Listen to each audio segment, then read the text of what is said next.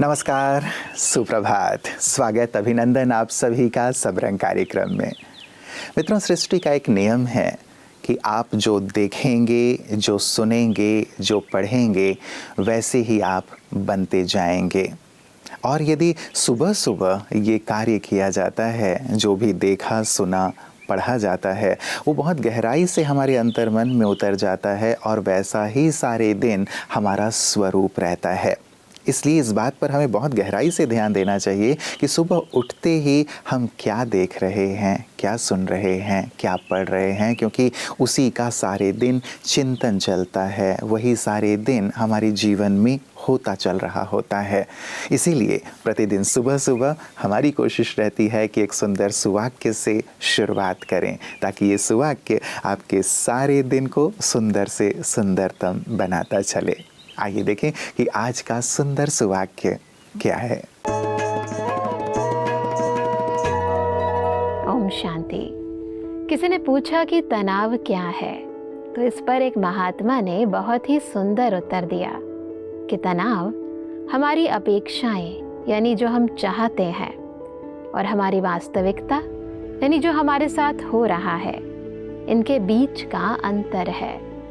जितना अधिक अंतर, उतना अधिक तनाव। इसलिए यदि आप जीवन में तनाव मुक्त होना चाहते हैं, तो सबसे पहले अपनी इच्छाओं पर नियंत्रण रखें और अपनी वास्तविकता को स्वीकार करें। क्योंकि इच्छाएं यदि पूरी नहीं होती तो क्रोध बढ़ता है, और यदि पूरी हो जाएं तो लोभ बढ़ जाता है। और ये दोनों ही विकार हमारे मन और बुद्धि की शक्ति को खत्म कर देते हैं। हमारे जीवन में तनाव और रिश्तों में मनमुटाव पैदा करते हैं। इसलिए सदा याद रखें कि अपेक्षाएं जहां खत्म होती है, सुकून वहीं से शुरू होता है। ओम शांति। मित्रों, किसी ने हंसते हुए कहा कि जवानी के दिनों में थोड़ा उछल कूद कर लिया करो, बुढ़ापे में तो सीधा चलना भी मुश्किल हो जाता है। सचमुच शरीर एक मशीन के समान है। जितना हम इसे इस्तेमाल करते हैं उतना ही ये दुरुस्त रहता है, और जितना इसका कम या फिर बिल्कुल भी हम यूज़ करना बंद कर देते हैं तो इसमें जंक लगने लगता है। इसीलिए हम शारीरिक रूप से श्रम ज़रूर करें, मेहनत ज़रूर करें, कोशिश करें कि ज़्यादा से ज़्यादा कार्य हम अपने हाथों से ही करें, अपने पैरों से करें, और ये शरीर अनवरत कुछ ना कुछ कार्य करता रहे। अन्यथा मशीनों के भरोसे यदि हम बैठ जाते हैं या सारे दिन ही बैठे रहते हैं तो फिर बीमारियों की शुरुआत हो जाती है। तो ज़रूर मित्रों, मन तो हमारा व्यस्त रहता ही है, लेकिन तन को भी व्यस्त करें, इससे भी कार्य ज़रूर लें, ताकि आप संपूर्ण स्वास्थ्य का आनंद ले सकें।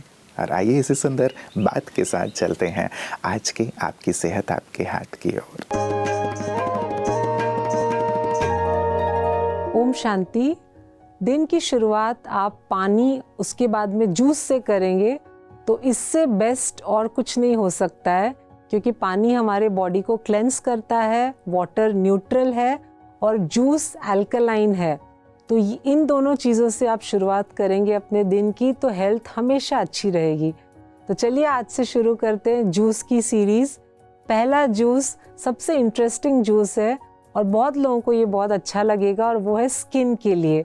हम अपने स्किन को हेल्दी, ग्लोइंग अगर रखना चाहते हैं तो कौन सी जूस पीनी चाहिए?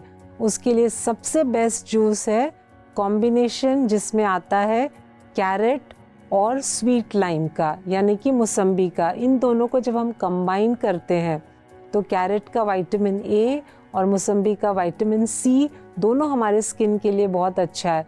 तो अगर आपकी एजिंग प्रोसेस हो रही है, स्किन में रिंकल्स आ रहे हैं, आपकी स्किन ड्राई हो रही है, पिगमेंटेड हो रही है, उन सब के लिए सबसे बेस्ट जूस है इन दोनों का कॉम्बिनेशन। और इस जूस को पीना कब है? सुबह खाली पेट में। कितनी क्वांटिटी हमें लेनी है? 100 से 150 ml, यानी कि एक मीडियम साइज ग्लास या एक बड़ा साइज ग्लास। और जूस पीने के बाद आप ये ध्यान रखिए, कम से कम आधा घंटा 45 मिनट कुछ नहीं लेंगे। आपको कुछ भी खाना है या और कुछ पीना है तो ये गैप होने के बाद ही लेना चाहिए, तभी जूस हमारे सिस्टम में जाकर के पूरा हमारे सिस्टम को क्लेंस करेगा। तो इस जूस को पिए, अपने स्किन में चमक लाएं और कहीं पर भी बाहर जाकर या फिर कोई क्रीम खरीद कर पैसे खर्च करके अपने स्किन को चमकाने की ज़रूरत नहीं पड़ेगी। Stay healthy, stay happy. Thank you. ओम शांति। मित्रों, अपनी परिस्थिति को परमेश्वर को सौंपना सीखें, क्योंकि जितना हम सारे जीवन में कर पाते हैं उतना तो वो एक पल में ही करने का सामर्थ्य रखते हैं। इसीलिए हम बोझिल होकर के ना चलते रहें जीवन में। ये भी एक बहुत सुंदर आध्यात्म की सीख है कि ईश्वर जो हमारे माता पिता हैं उन्हें अपने बोझों को अर्पित करना सीखें। मन के बोझ हों, धन के बोझ हों, बीमारियां हों, जीवन की विपरीत परिस्थितियां हों, चिंताएं हों, भविष्य को लेकर के कुछ अनिश्चित भाव हो, इन सब को उन्हें सौंप करके जब जीवन में चलते हैं तो सचमुच जीवन का आनंद ले पाते हैं और साथ ही अपने सामर्थ्य को कई गुना बढ़ा हुआ महसूस करते हैं। और यही सुंदर अनुभूति हमारे विशिष्ट जन भी करते हैं और इसीलिए वो आध्यात्म की शरण में आकर आध्यात्म को भी अपने जीवन में शामिल करते हैं। आइए देखें आज विशिष्ट की बातें विशेष में अपने खास अनुभव के साथ हमारे साथ कौन हैं। सनातन संस्कृति की पुनर्स्थापना हमें करनी है जो आदि में थी, जिसे हम देव संस्कृति कहते हैं, जहाँ देवी देवताएं थे। स्वर्ग कहा जाए उसे या दूसरी जितनी भी संस्कृतियां हैं, स्वर्ग का किसी न किसी रूप में वर्णन अवश्य है कि एक ऐसा काल था जहाँ की चारों ओर सुख थी, शांति, आनंद, प्रेम था, किसी भी प्रकार का लड़ाई झगड़ा द्वेष द्वंद्व नहीं था। उसको शायद हम सनातन संस्कृति कहते हैं और उसकी स्थापना की आज आवश्यकता, राम राज्य भी हम उसे कहते हैं। सब नर करहि परस्पर प्रीति, गोस्वामी जी लिख रहे हैं। जी बिल्कुल बिल्कुल। लेकिन आज आवरण की जो बात आप कह रहे हैं और जहाँ तक मैं उसे समझ पा रहा हूँ, ये जो हमारे पास बुराइयां आ गई हैं, अवगुण आ गए हैं, दोष दृष्टि आ गई है, या जाति भाषा रहन सहन का जो भेदभाव आ गया, इन सब चीजों को हटाने की आवश्यकता है। ब्रह्मा कुमारी जो प्रयास कर रही है, क्या आपको लगता है कि इससे ये जो आवरण आ गया है उसे दूर किया जा सकता है? ये लगता नहीं है, हकीकत है। इसी विधा से सबको एक सूत्र में पिरोया जा सकता है, दूसरा कोई विकल्प नहीं है। राजनीतिक लोग बहुत जुड़ जाएंगे, लेकिन आपसी सौहार्दता वाली बात सबको नहीं जोड़ सकते। द्वंद्व है वहां पर भी, सामाजिक द्वंद्व है। घर घर में, भाई में, पिता पुत्र में, पति पत्नी में जहाँ द्वंद्व है वहां पर आज लाखों लोग एक सूत्र में पिरोए हुए हैं। सभी वर्ण और वर्ग के लोग एक साथ रह रहे हैं, ये बड़ी बात है।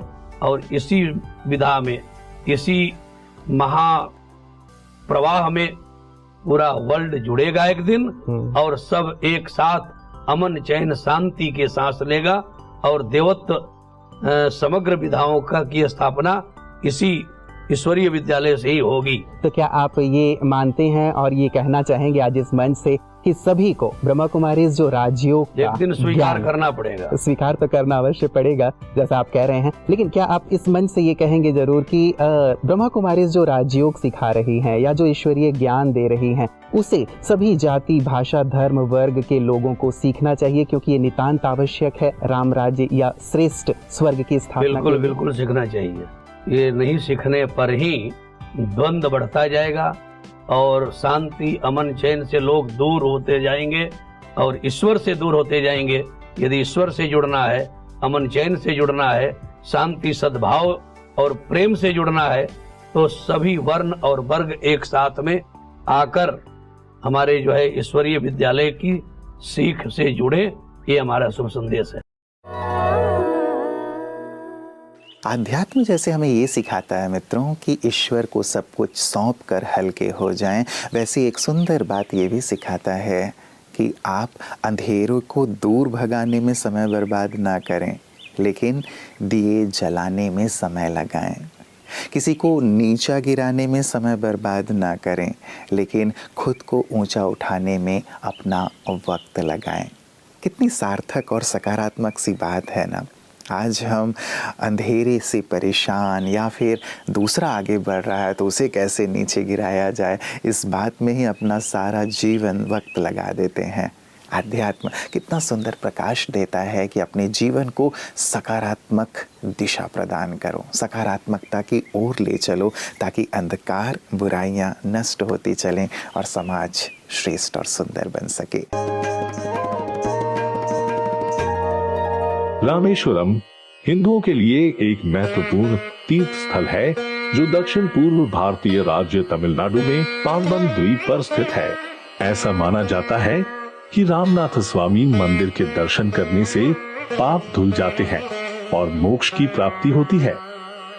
किंवदंती कहती है कि राम ने लंका जाने से पहले इस स्थान पर भगवान शिव की पूजा की ताकि रावण को मारने की शक्ति और आशीर्वाद प्राप्त किया जा सके।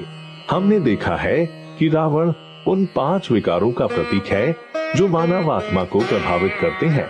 काम, क्रोध, लोभ, मोह और अहंकार ने हजारों वर्षों से मनुष्य के लिए समस्याएं खड़ी की हैं।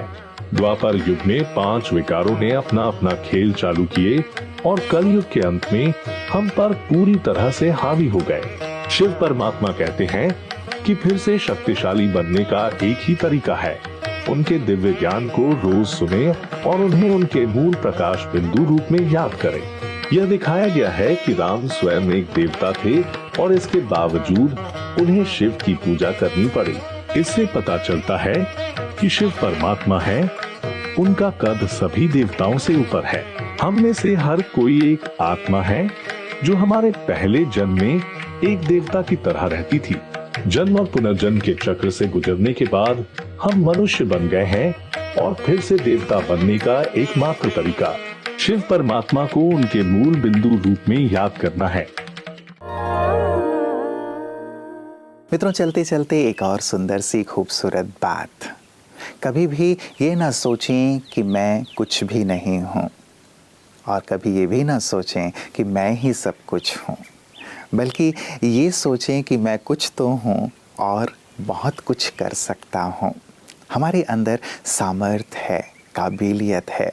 कई बार ये सोच के कि मैं कुछ नहीं कर सकता, हम बिल्कुल ही निराश और हताश होकर बैठ जाते हैं। और कई बार मैं सब कुछ कर सकता हूँ इस भाव के साथ, मैं ही सब कुछ हूँ इस भाव के साथ हम बहुत ज़्यादा अहंकार में आ जाते हैं या बहुत ज़्यादा ओवर कॉन्फिडेंट होकर के अपने आप को असफलता की ओर लिए चलते हैं। ईश्वर ने हम सबको सामर्थ्य प्रदान किया है, उस सामर्थ्य को, उन खूबियों को पहचानते हुए उन्हें इस्तेमाल करके हमें अपने जीवन में सफल होते चलना है, ऊंचाइयों की ओर बढ़ते चलना है। इसलिए मित्रों, ये बात हम बार बार इस मंच से कहते हैं कि थोड़ी देर अपने साथ ज़रूर बैठा करें, थोड़ी देर उस सर्वशक्तिवान के साथ ज़रूर बैठा करें ताकि खुद को सही सही रूप में आंक सकें, सही सही रूप में पहचान सकें और जीवन में सतत आगे की ओर बढ़ सकें। ज़रूर गहराई से इस पर विचार कीजिएगा और जीवन में अमल कीजिएगा। हमारी हमेशा कामना रहती है कि आप जीवन में निरंतर आगे से आगे बढ़ते रहें। किन्हीं मंगल कामनाओं के साथ दीजिए इजाज़त। नमस्कार। ओम शांति।